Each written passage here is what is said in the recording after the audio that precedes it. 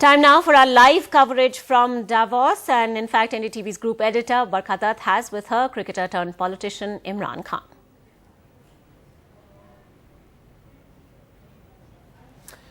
Welcome to NDTV's special programming live from Davos. Today the focus is not just economics but politics as well.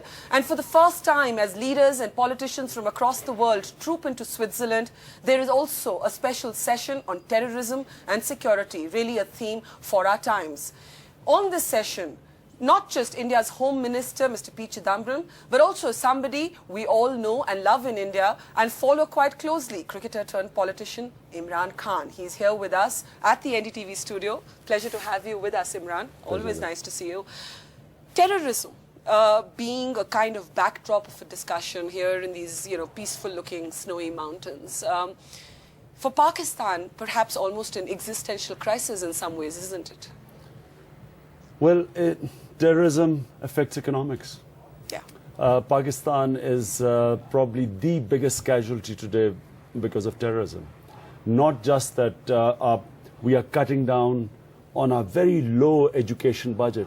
Education and health budget, probably the lowest in the subcontinent. The subcontinent is probably the lowest in the world, except sub-Saharan states. So we are cutting that to finance this war. Secondly, the flight of capital. Insecurity, suicide attacks, the businesses moving out of Pakistan, capital moving out. And thirdly, Pakistan is sitting on a huge mineral wealth. We have huge copper, one of the biggest copper reserves in Waziristan. We have a huge copper reserve deposit and gold in Balochistan.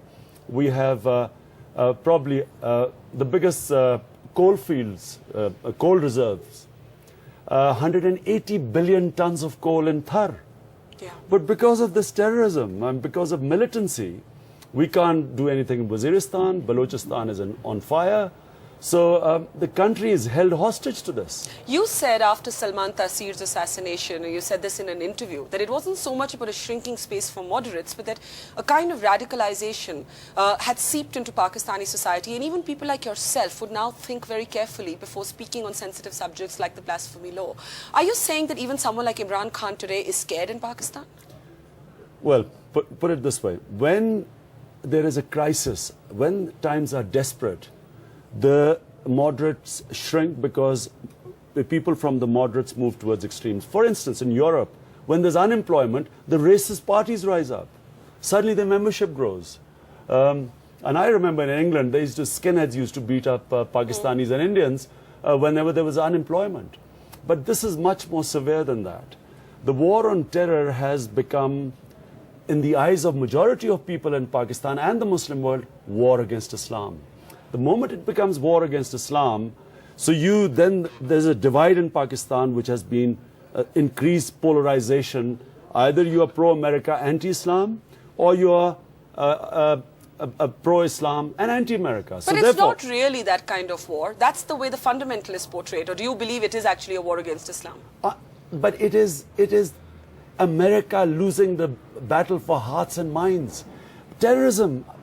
You don't win terrorism by bombs. You win a war on terrorism by winning people over to your side, isolating the terrorists. Now, unfortunately, what has happened is that this bombardment, how do you bomb villages and expect that there won't be collateral damage, women, children getting killed, more and more people going on to the other side?